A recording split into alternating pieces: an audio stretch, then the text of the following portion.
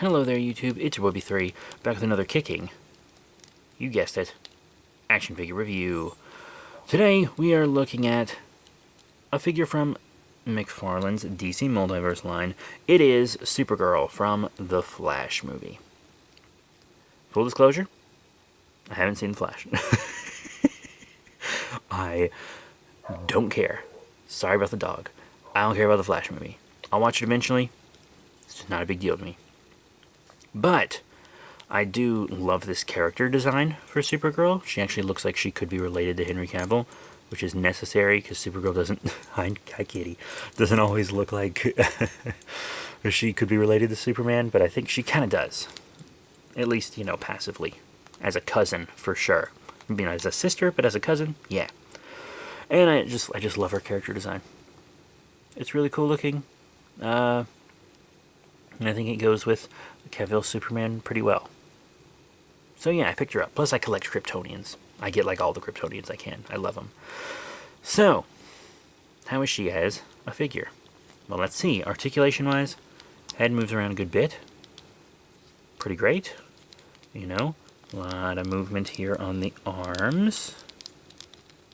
Got a bicep swivel, a double elbow bend. A lot of the time ladies don't get double elbow bends, I guess because their arms are thin, but she got one, so that's cool.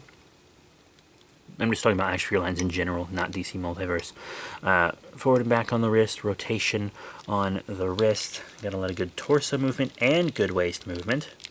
She can really move. And with that head and torso movement and stuff, you can get her in a good flying pose. I'll probably have her in a flying pose on the thumbnail. But you can see getting a good flying pose out of a Kryptonian is very important to me, and you can do it with her. That makes me very happy. Very happy. And she's got kind of the rubber covering here, which means her legs can go back. NECA and McFarlane do this. I wish Hasbro would adopt that. In and out on the leg, forward as well.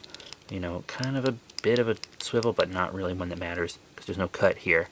But you do have a double knee bend. Rotation on the foot, up and down. You do have a pivot, peg holes, and toe beans. Plus she's fully detailed on the bottom of the feet, which I want to point out. Not necessary. So it's always, you know, big points from me when someone decides to do that with their figures. Detail and paint-wise, I think she looks pretty good. I haven't really paid much attention to how the actress looks, so I don't know how accurate this head sculpt is, but it looks a little doughy. Like freakishly less detailed than the body, because you can see all the little tiny little details all over her, and then her face is just like super smooth. I think it might just be the contrast of the body that makes me feel that way, but it's a little odd. I like the sculpt of the cape. I think it's a good cape. I like how, you know, kind of flows into the costume here. That's really cool to me. Once again, I really like the character design of this Supergirl.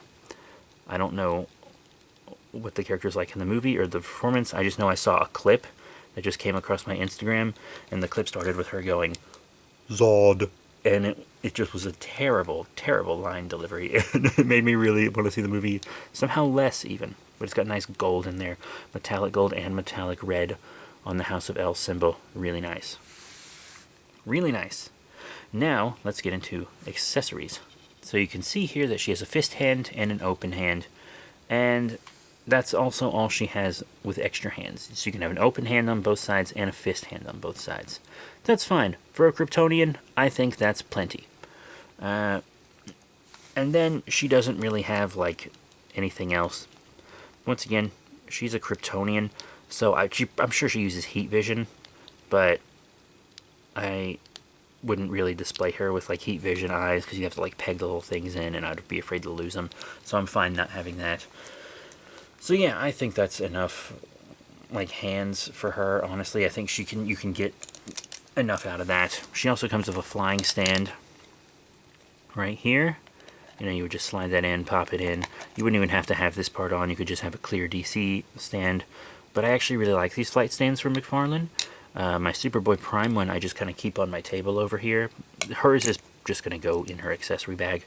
But, you know, I do have a couple of them out. And she does come with a trading card, and I actually quite like this. They could have just done like a still from the movie, but they kind of have this, I don't know if it's concept art, promotional art, some kind of like actual 2D art of her.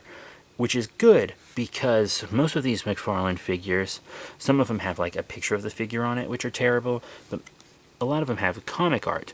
So having this kind of art on here instead of just a still from the movie or something makes them look better alongside the comic figure cards. I really like that. That's a good move. And then there's a little read up on the back all about her. So, you know, that's probably spoilers. I haven't seen it, but it also is probably something super basic. Actually, I'm going to read it now. That's okay, so she appears to be kept in a military base, much like Superman was in the Flashpoint comic. Yeah, hidden away from the world. They rescue her.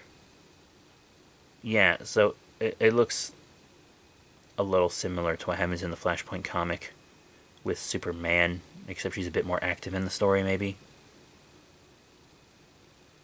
Okay, I could have guessed that. I haven't even seen a trailer for The Flash. Can you believe that? And I bought the figure for some reason. But, you know, I just saw her in the wild. So, let's put that to the side. And now let's do size comparisons. I'm going to put her right here. And first I'm going to compare her with another figure from the film. I got them both at the same time. If you keep up with my action figure hauls, you would have seen them both at the same time.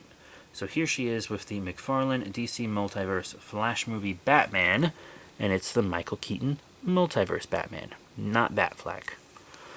And I think they look pretty good together, don't you? Yeah, that looks about right. Pretty cool. Let's move Batman to the side here. Now let's compare her with a comic book character. How about the one for the card you saw earlier? Two-Face's Batman from Batman Reborn. Once again, these are both McFarlane DC Multiverse figures. And my last review was actually this guy. My next review will probably be the Batman you just saw. Maybe. But yeah, she appears to scale well with comic figures as well. I like it. I like it. Now I just want to show her with Spawn. It's the McFarlane Toys deluxe Spawn that came with the throne. I have reviewed him as well. I've reviewed everyone except the Keaton Batman. Sorry. Sorry, Keaton Batman. But yeah, I think they also scale well together. I just, you know, it's McFarlane Toys, so I might as well show her with a Spawn, right? Alright, come on now. And then I want to show her with one more character. The character that inspired many superheroes. It is NECA's original superheroes, the Phantom. I showed him in the Two-Face's Batman review because he was really relevant. He's a little less relevant for her, but he still inspired these kind of skin-tight outfits because she doesn't have the whited-out eyes that he inspired, but hey, you know, still her ancestor, figuratively. So, what are my final thoughts on the McFarlane Toys Flash movie Supergirl figure from their DC Multiverse line? I like her. She's got good articulation, she's got a lot of good detail, she can get in a good flying pose, which is important to me. You know, her accessories are enough. I know I complained at length about the Two-Face as Batman accessories, but like those street-level characters, you know, they have more stuff. Two-Face has like coins and guns and blah blah blah, and then like Kryptonians punch, so she gets punchy hands and not punchy hands, so she's good. She has a flight stand.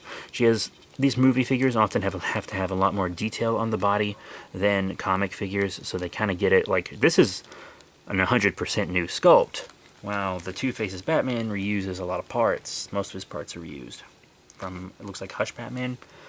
So, you know, less accessories because you got to do more here. But I still think she comes with enough accessories. I like her. I think she's a good figure, and I got her for like $20. That's good. I like it. So that is it for Supergirl. Thank you all very much for your support. Please remember to rate, comment, and subscribe. Check out all the cool links in the description below, Facebook, Twitter, etc. And I'll see you all next time. Bye for now.